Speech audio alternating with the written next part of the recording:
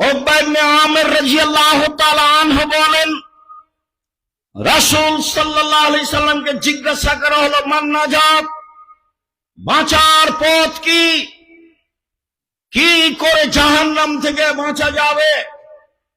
তিনি উত্তরে বললেন, শোনো, আমসিক লিসানাক, মুখখান বন্ধ রেখো, মুখে মানুষের বদনাম গীবাত করো না, জাহান্নাম থেকে বেঁচে যাবা। 2, ওয়ালিয়াসা বাইতুক, জরুরি প্রয়োজন ছাড়া বাড়ির বাইরে যায় না।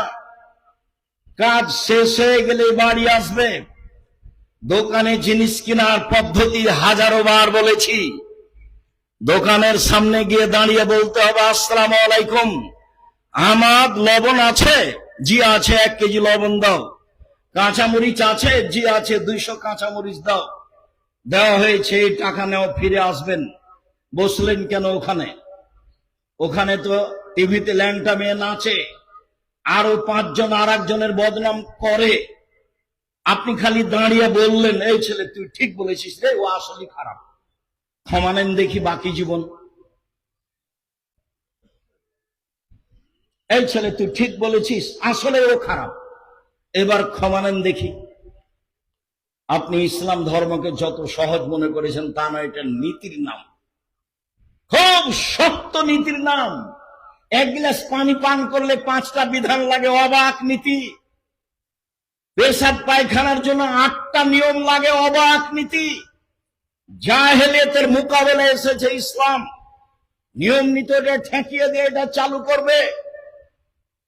1 গ্লাস পানি পান করলে 5টা বিধান লাগে।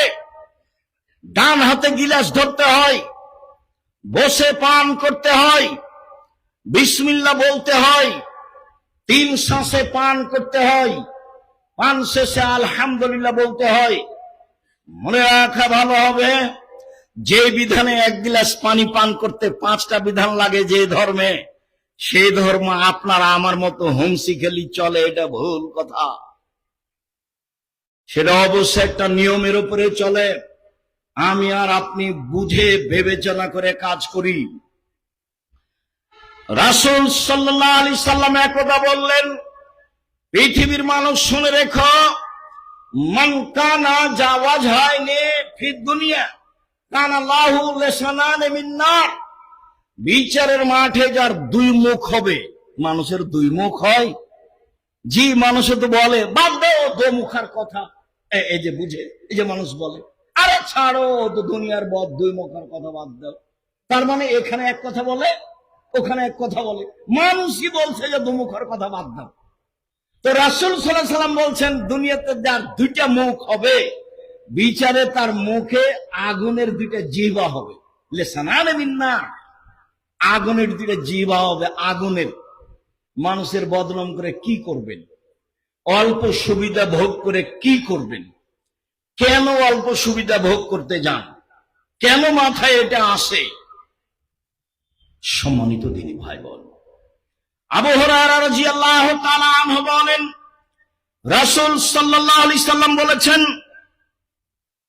আশারুন নাসে ইয়াউমাল কিয়ামা, সবচেয়ে নিকৃষ্ট মানুষ সেই, সবচেয়ে জঘন্য মানুষ সেই, বিচারের মাঠে সবচেয়ে খারাপ মানুষ সেই, বিচারের মাঠে আল্লাযী ইয়াতি হাওলায় ওয়া ইয়াতি বিহাওলায়, যে এখানে এক কথা বলে, ওইখানে আরেক কথা বলে, এখানে এক কথা বলে, সেইখানে আরেক কথা বলে।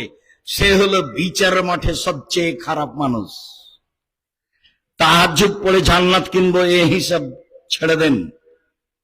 মুখখান আগে বন্ধ করেন, পরে তাহাজ্জুদ। মুখ বন্ধ না করলে বিচারের মাঠ টিকবে না। মুখই সবচেয়ে বড় বিপদ। একাধিক হাদিস আসছে ধারাবাহিক, আপনি প্রস্তুত থাকুন কান লাগিয়ে মনোযোগ সহকারে শোনার জন্য। সম্মানিত দিনী ভাই বোন, আব্দুল্লাহ ইবনে উমর রাদিয়াল্লাহু তাআলা আনহু বলেন, রাসূল সাল্লাল্লাহু আলাইহি সাল্লাম বলেছেন, পৃথিবীর মানুষ, লা তুযুল মুসলিমিনা, তোমরা একজন আর একজনকে কষ্ট দিও না। কথা ও কর্মে, ওয়ালা